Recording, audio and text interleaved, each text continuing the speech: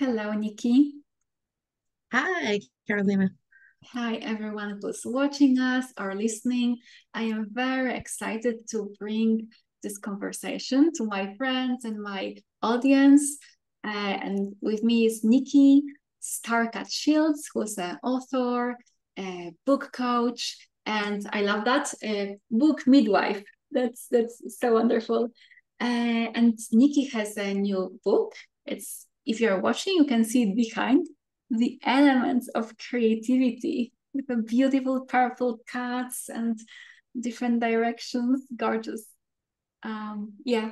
So we are talking about creativity and exploring it through the lens of the elements and especially writing a book. So I'm really excited to jump in. And I would like to start by asking you, Nikki, what is your relationship with the elements? I've been interested in and kind of studying the elements and working with them for many years. And um, for me, they kind of relate with my astrological chart in a way. And maybe that's true for you, the listeners as or watchers as well, because for a long time throughout my life, I'm a Virgo sun, and Virgo is Earth. And so I identified strongly with earth. I find that I'm good at cultivating habits. Like I've had this morning practice that I do, and what I do within the morning practice has changed over the years. But the fact that I get up and I do my morning practice has been going for 25 years, like a long time. So earth is like very grounding, and for me it's kind of a home base sort of a feeling, a foundation. My home is really important to me, like feeling like I'm comfortable and cozy, and that's part of earth. And so in the book, I associate earth with the foundational habits that we need to write a book or to do any big project, right? We need to have some kind of writing habit and keep that going and make it fresh and alive for ourselves. So Wow. that's earth. So interesting, and it makes sense. I didn't know about your star sign, but like you are talking about earth and kind of this kind of more solid grounded sign. It makes sense. You have this vibe. And I my sun is on the opposite side of the zodiac wheel. My sun is in Pisces, so I'm a lot of water. And I'm just thinking, like, for people like me who are very creative and have lots of ideas and feelings, all those energies moving through them, I think working with you or reading your book could be super helpful because it would like maybe support us in taking like the practical steps and creating routines and kind of rooting it and grounding it into the earth, into like something concrete. I can already start seeing it from what you just said. Yeah, so actually, let's jump to water because, like I Mhm. said, like most of my life, I've identified with earth. But over the past maybe 10 years or so, my rising sign is a water sign. It's Cancer. So it's a water sign. So, oh, nice. So that I've really tapped into water over the past 10 years or so. And interesting, that's when I've been really like writing and publishing my books. And so I think what it feels like to me is the water brings us lots of ideas and flow and dreamy, like we can daydream up things. And so, but water, if you think about it, you need kind of a container or a cup in order to really be able to consume water and use it. And so I feel like the earth is maybe like the cup, and then the water within it. Within my writing habit, I'll sit down and write, and maybe I'm working on a book. And but if that day I don't feel like I'm not feeling like the book, like if I'm not feeling it, I will just write some. I call it write something wild, and it's just whatever's like flowing through. So I feel like there's room for both that foundation and also that flow of what's happening in this moment. So Yeah, yeah, totally. Like yeah, without the flow, without the water, the earth would be like kind of dry and not much would be growing there in terms of creativity. yeah, yes, But without the yeah, earth, the water would be just maybe splashing around, not really having like nice directed flow. Yeah. Do you want yeah, to go yeah. jump? So those, Yeah, sorry, go yeah, ahead. go ahead. To ask if you already want to jump to another element, maybe since we are already exploring the elements, or do you want to stay with water a bit longer? Water also in the book I have associated with community. Oh, So I feel like when we are each a drop in the ocean, and then but when mm, we're all together, we can share energies. And a lot of people think of writing as very solitary, mhm, very solo. But really, I've found that when we gather in communities as creative people, it's you can spark ideas back and forth, kind of like we're doing already in this mhm. conversation. It's like bouncing ideas back and forth and metaphors, and it really helps. So I put community, in Oh, that realm of water. For me, it oh, feels like it's wonderful there. that you are touching on that because, yeah, writing or any other kind of art often is associated with like solitary practice. And it can be Yeah. kind of like dismotivating or a bit sad even sometimes. But like what you said, bouncing ideas, being in the presence of other creative people who maybe have a bit different flavor of their creativity, it's so inspiring, it's so nourishing and motivating. Yeah. Yeah, and we understand one another and this what we go through. Like many people out in the world, just like, well, you just write a book and that's it, right? Well, Mhm. yeah, sure, but there's also a whole process, and it can be really intense, and other creatives understand, Mm. that. So yeah, Yeah. really Wonderful. good. And what Um, is fire to you? Fire has, so I don't have much fire in my chart. And so fire has been kind of a challenging thing in life as an element. And, just like I'm drawn to those fiery types of people a lot of times just to get their energy. My best friend is actually Aries sun. And she, like has all these fiery ideas. And so in the book, fire is associated not only with like creative passion, but also your voice, your Mm. uniqueness. So, and that took me a while to find because when we're taught in school or university to write, we're taught to write very generically, Mm. very just make it sound like everyone else. But when you think about it, when you read a book, that's not what you want. You want something that's unique and different and inspiring.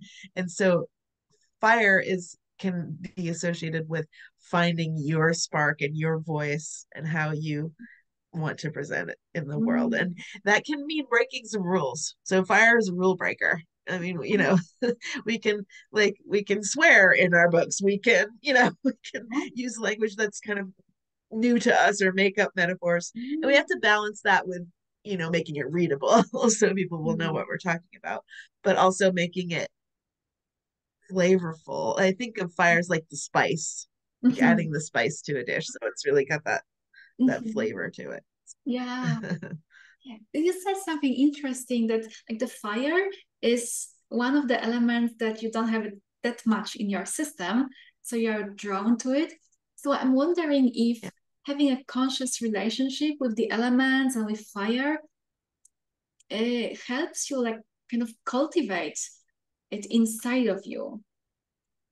Yeah, it does. It does. Yeah. And being aware, each of us being aware of where we struggle, like which one we struggle with, then you can kind of purposefully, okay, I'm going to invite this element in and have, have a relationship, cultivate that Mhm. energy. Yeah. And that to be the case. Sometimes you get like there's too much of an element. So air is like associated with mental, and we'll talk about the triple self too, because like talking self, like our Okay. Yeah. our voice in our head, that the voice that's always going with criticism and to-do lists and things like that can be the air, and you can use that part of you to um edit and to come up with ideas and to organize yourself.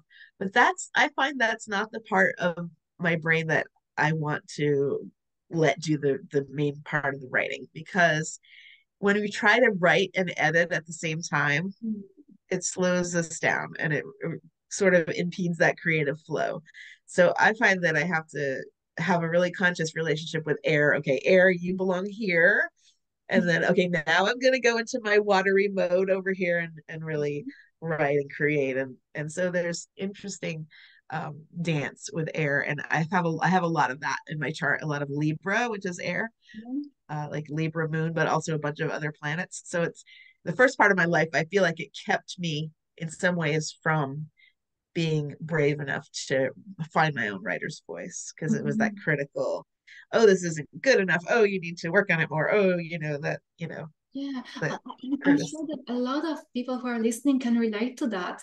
That voice that can be like, tireless and just constantly nagging you and criticizing, that it's something that stops us from like fully and playfully creating. And Yeah. could you say a bit more like how you are working with it and making sure that it doesn't stop you actually from expressing yourself creatively? Yeah, air. So the good parts of air I have in the book talked about as the skills that we develop, the actual writing skills. And so what I like to do with air is things like studying the craft of writing, reading books about how to be a better writer, taking classes, like the studying part. And then the other thing is to read with an eye to, like, okay, what is this writer doing in this book, like how are they expressing their voice, and how are they, if you're writing fiction, how is this plot going forward, or if you're writing nonfiction, what kind of stories am I putting into the nonfiction, like about my own experience, or about, actually in this book I have some fictional stories that I've put in there, because I've kind of created, I had some readers read the book and then say, well, it'd be nice to see some more examples about how people do this stuff. And so I created, from my own experience and from, experiences I've had with clients, I made up 3 different people who are writing a book, and I've got their story woven throughout this book. So I feel like air allows us to craft Mm. things like that, like plan it out. Okay, I'm going to put this story here when we're talking about air, and this story over here in fire, and really craft things. And so it's very useful. I think we just need to put a limit on it, as far as, okay, this is my free writing time when I'm just doing a draft.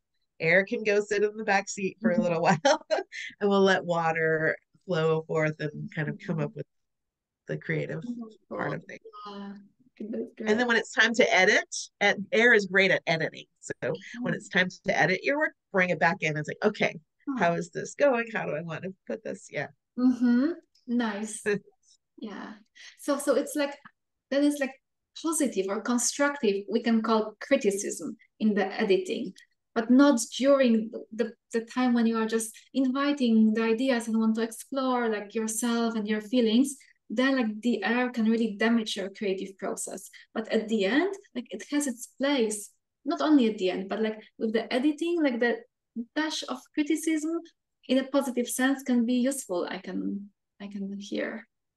Yeah, exactly. Uh-huh. Exactly. Nice. And then spirit, And spirit. the fifth sacred thing, spirit. So spirit is part of everything. Mhm. And I've really found that my creativity and my spirituality are entwined. Mhm. So what do I mean by that? So if you're a creative person and you've ever done your, whether it's writing or something else, you're doing your creative thing, and you find yourself just in the zone, and time passes and you're like immersed in that feeling of creating something, and you don't know, like you kind of come back to yourself and you're like, oh wow, I'm hungry, or I haven't moved or stretched in hours, or that being in that flow is like being tapped into source and creativity, Mhm. and magic and all of those things. And so I find that spirit helps me cultivate that connection, to the deep self, which is part of the triple self. So the deep self is like the part of us that is connected to the other world, like the non-physical. And so that might mean different things to different people. Some people will relate with that within a religion, others will maybe through nature, Mhm. others through astrology, or different types of magic. So it's really individual, but you'll know when you're like plugged in and in that spiritual realm. And one of the things that I talk about in the book and that I do to encourage that is to establish rituals, not just habits, but rituals around writing. So when I sit down to write, I might burn a candle or light some incense. I have a particular playlist, music playlist that I play when it's time to write. I have on my desk, I have little stones and crystals and things that appeal to me, and like tarot decks that I like of the Mm-hmm. Muse tarot and things like that. So it becomes a ritual that it immerses me into, oh yeah, I'm connected with spirit. I Mm, write. wonderful. Wonderful that you have this physical objects also in your space that make you feel good. And it's like when you were talking about sometimes being just in the flow of spirit, forgetting what the time is passing, forgetting to eat sometimes. I love those kind of experiences. I love them. And sometimes I can get lost a little bit in them, like almost not being rooted here.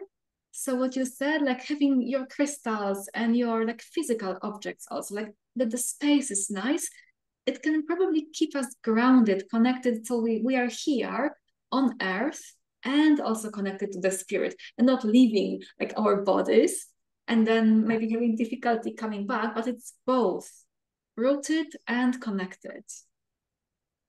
Yeah, this is a good time maybe to talk about the triple self, Yes, because what please. I do with myself and with clients is we do a triple self alignment. Mhm. And so that gets you into that place where you're connected but also grounded. Mhm. And so the triple self was created by Starhawk, who's an author. She wrote The Spiral Dance. She's a pagan author. And I've taken it and kind of expanded on it in my own way, and I talk about it in the book. And so the triple self starts with talking self, which we've talked about already as the air, the voice that's always sort of talking in the mind. There's also younger self, which Mhm. is like the child self. And that's the part of us that loves the crystals and the flowers and the incense and anything sensory. Um, Younger self is connected. And that's the part of us that's that flowy, creative. Oh, I'm daydreaming and I'm coming up with all these and poetry and imagery and that sort of thing. And then deep self is the part of us that is connected to the other side, the non-physical realm. But the key is that talking self and deep self don't know how to communicate with one Mhm. another. They Okay. need younger self to translate. And so when you have all of these aligned, and I see them as talking self being kind of third eye area, younger self in the heart, and then deep self in the gut. So we think of our gut wisdom, right? Or like our Mhm. intuition, and that's where that lives. And so when I work with a client, we do a triple self meditation to get all of those aligned. And if you think about it, when you think aligned, you like sit up straighter, and your Mhm. chakras are aligned, and so that's a place where you can become grounded but also plugged into universal intelligence, intuition, Mhm. inspiration, all of those things. That's very, very interesting. So I want to make sure that I understand correctly about the translating. So let's say you said that the deeper self and the talking self, they don't speak the same language, and the kind of the younger self, the child, does the translating, right? So Right. And can you say a bit more about that? yeah, younger self does that through ritual. So even setting creativity aside, when we do ritual, we often have all those things that appeal to the senses. We might have, wine or cake for the Mhm. taste, the incense burning, smells for the scent. We have beautiful, robes or things that we wear, that the Mhm. touch, the touch piece of things. We have visually beautiful things like flowers, crystals, candles. And then we have music often, or chanting Mhm. for sound. So we're kind of bringing in all those senses, and that younger self loves that. That brings younger self present in the moment. Mhm. And when younger self is present in the moment and engaged in ritual, that's when the alignment happens and we're open. So our talking self can even tend to quiet down a little bit, Mhm. and then our deep self can come forward, and we feel Mhm. like, oh, these inspired messages, or feelings of connection and being plugged in to the Ah, cosmos. And beautiful. so um, yeah, so ritual is really the way that younger self um, does that. And play, you mentioned earlier, playfully, like being playfully creative, and play is another way. So when we get out a coloring book and we Mhm. color, or we Mhm. paint on a canvas, we're very in the creative flow. And so younger self is engaged and open. Yeah. Mhm. And then does it also like translate to the talking self? So also those feelings or experiences or energies can be somehow maybe translated to words and expressed in words and or thoughts.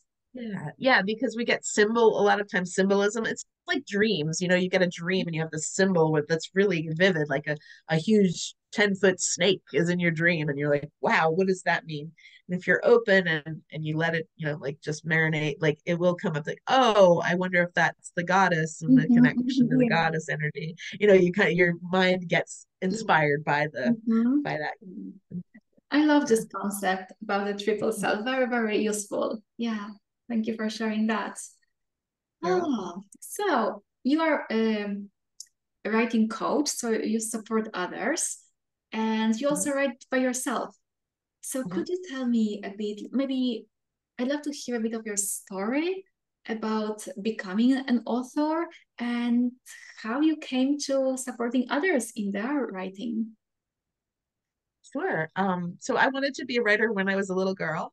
Wow. And then as I grew up, I was told, I'm in my 50s, so this was like the 80s. I was told you can't make a living doing that, and you need to pick something else. And it was more true then than it is now. Now I do see authors making a living, as authors much more now. But I was told, oh, do something else. So I decided, well, journalism, that's similar to, you have writing in that. And so I discovered I studied journalism in college at the university, and discovered that the deadlines and the pressure dealing with daily journalism was like not for me. Like that it was too much for me. So I went into radio, public radio. And here in the States, we have public radio. It's like supported by the listeners and by the government. And so it's like, a good place to explore different ideas. And so I was in public radio for a long time, and I enjoyed it. And the people were great, but it wasn't my calling. I feel like the muses kept on coming back to me like, but you're a writer. You should write. You need to write. You need to write. And I did keep a journal for a long time. And I wrote for, also in college, I kind of discovered that I was a pagan, that I was a witch. Like I didn't know the word for it. I wasn't raised in any religion. My mom related to Mother Nature and, the moon and the earth. And so when I found that there were other people who that was an actual thing, I came back to my mom and I'm like, did you know we're pagans? Like this is so now she knows.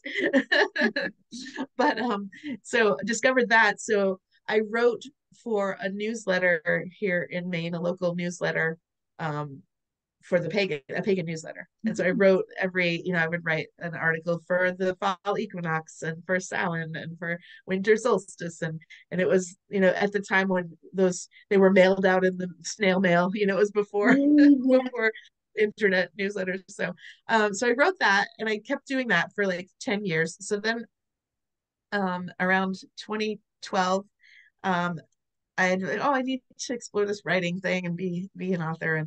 And someone in my family said, well, why don't you've been writing these essays? Why don't you collect those into a book? So that was the first book, a collection of those pagan essays. And then from there, I just went and just wrote about different things that interest me and that I'm fascinated with. And so that was like how I got into writing my own books, and or back to it, I guess, back to it. Because as a little girl, you were not. Yeah, yeah, came back around. And then at the time I mostly had left public radio. I was still working a little bit for them, but I wanted to do my own thing, and I was trying to do like coaching and spirituality, helping people. And it's very hard to say why someone should come to a spiritual coach, right? Well, your life will improve and it'll be better, but it's not like a tangible thing that you can hold in your hands, it's very, yeah. And so I had been helping some friends with their books because they knew I had written. And so this friend of mine said to me, why don't you make that your business, helping people with their books? You love stories, you love books, and then they can have something. They have the book that they wrote, like it's tangible. And so I started that in like 2018. And that was, my friend also came up with the idea for the word, for the term book midwife, because she said, you know, you were like a midwife for my book. Her book is Empathic Mastery. It's Jennifer Elizabeth Moore. Mm-hmm. Really good book. So I helped her birth the book. I started doing that, and I found that it's wonderful. It's a wonderful second career for me, writing my own books, helping people write their books, and hosting writing retreats. I also host writing retreats. And so I love it. We get to support one another. I can help these people birth these books. I can write my things, and I get to play with stories and words and things that I Mm. love. And so that's kind of how it came about. And Oh, these are all books that I've helped to birth that are on this shelf back here. yeah. And I these are my really love, and there also, and those are yours, yes, and those are that you have to birth. Uh-huh. Yeah. Mm. When you were talking about your work in radio and before journalism, uh, and then you said that you started writing the pagan essays or newsletters, like your face just lit up. I could see like that it was like a deep calling, that it was there, it was like almost looking for a way to be expressed. And it's wonderful that after you were open to someone ideas, yes, why don't you put them together in a book, or why don't you start? So it's, I love how life kind of um, took you to the path of expressing what is like what sounds like a true calling, and how the creativity, the writing, and the spirituality merge. Because I'm sure, like when you are with a client with the midwifing of a book process, it's not just about having like the outcome of a book written, but I'm sure that a lot changes and transformation, awakening happens inside of them. Would you say that's true? Yes, absolutely. Actually, I had one of my clients come back to me and say, you know, I know your secret. You're not just helping us write books, you're helping us to live better lives, which is what I had wanted to do, you know, before as a coach. So yeah, that feels good. It your creativity, when you open that creative portal, it really seeps out into all areas of your life. Mm. And some people will say, "Oh, I'm not creative," but I'll say, "Okay, everybody's creative. We're creating our lives. You decorate your home a certain way. You know, raise your children a certain way. Your creativity comes out in many ways." So yeah, it does. It seeps out into all those other places in their lives as well. Yeah. Yeah. Wonderful. Yeah. So could you like summarize in which ways you support the authors or people who just have an idea that maybe they would like to have a book? You mentioned retreats, coaching. Could you tell more about that? So, working with people Oh, I who cannot hear have, you. whoops, what happened? Is that better? Yeah, yeah, I hear you now. Okay, I don't know what happened. Um, I usually work with people who have a book idea but do not consider themselves writers yet. They say, "Oh, like so they're a healer or an entrepreneur, or a mom who has an idea, you know, somebody who has an idea, but I'm not a writer." I say, "Okay, I can help you become one." Mm. And so I help them set up. I do one-on-one or group coaching, and I help them set up what their intention is for the book, set up their writing habit and ritual, Mm. and write an outline, what I call a flexible outline to keep you, like, capture all your ideas and keep you moving forward. And then just kind of coach them through the process of writing that first manuscript.